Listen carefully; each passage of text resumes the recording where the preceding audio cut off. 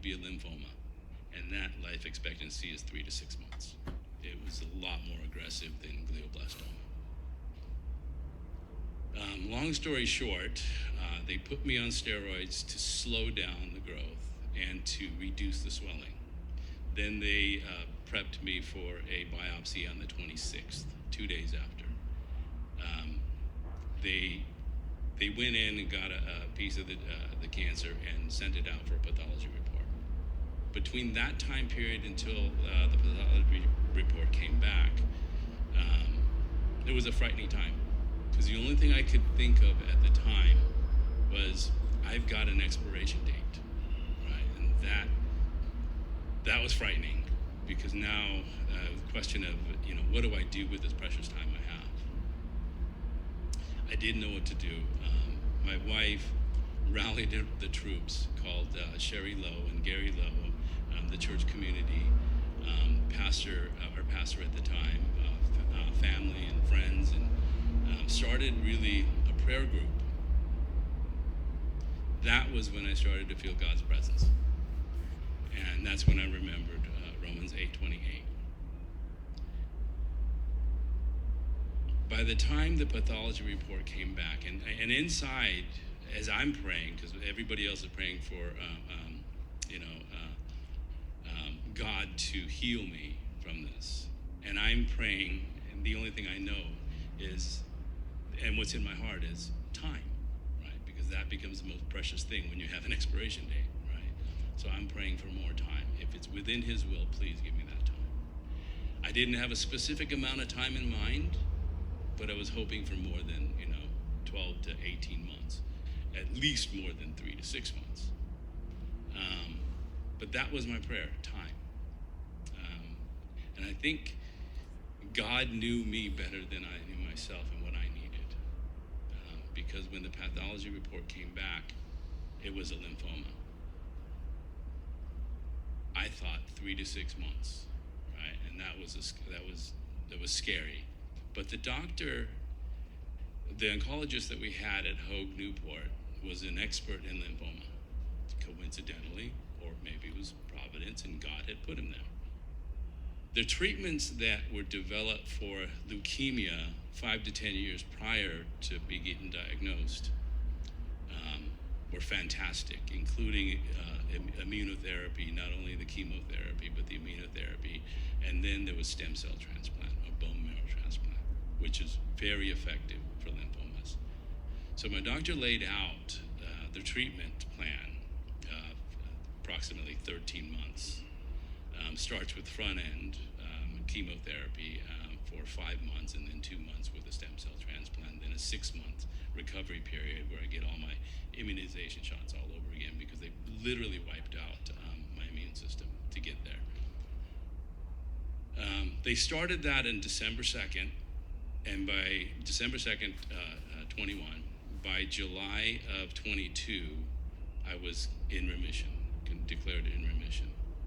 That was God's miracle. First huge miracle was that it was lymphoma. Okay? And I didn't even know which one to pray for, to be honest. But it was His huge miracle. And then on July 12th, we came to realize the magnitude of that miracle.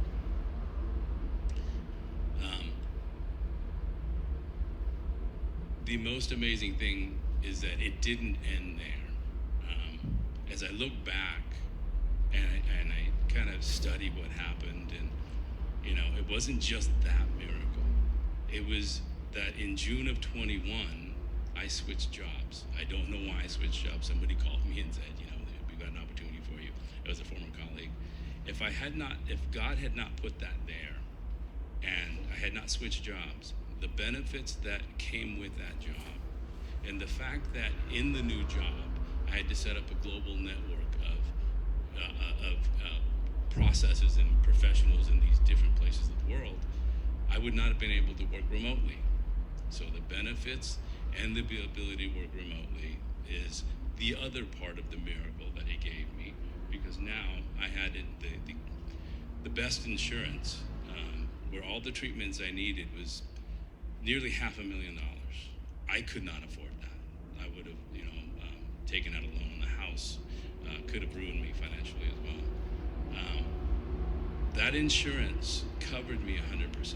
I paid maybe a few $100s in copay. That was it. So it covered me 100%.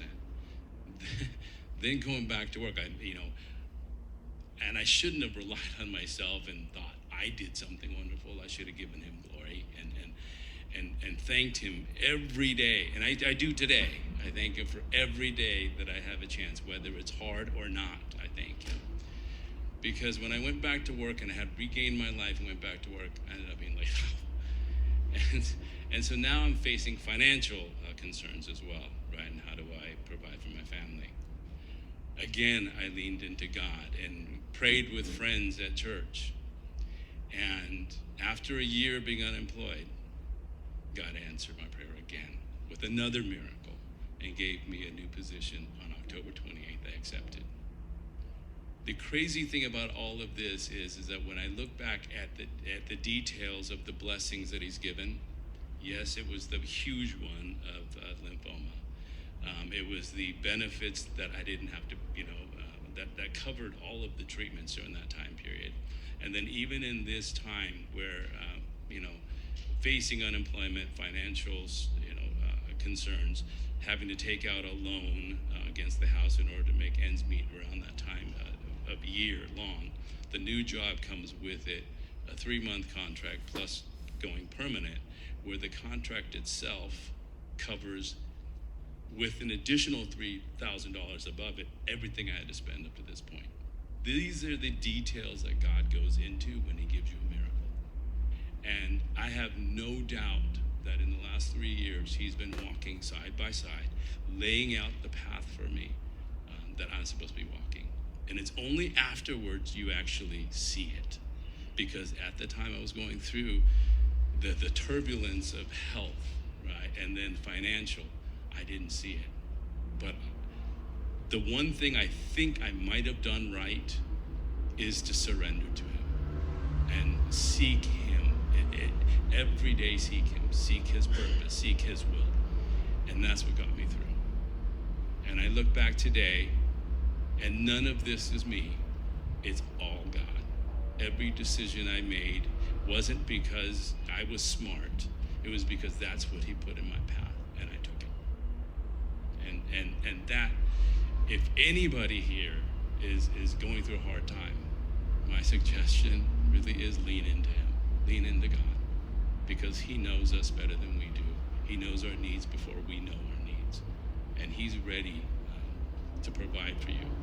And it's Romans, as Bob and Kathy said, Romans 8:28. In all things, God works for the good of those that love him and are called to his purpose. And me being here today, being able to be in your presence, is because of his miracle, big and small. So thank you very much.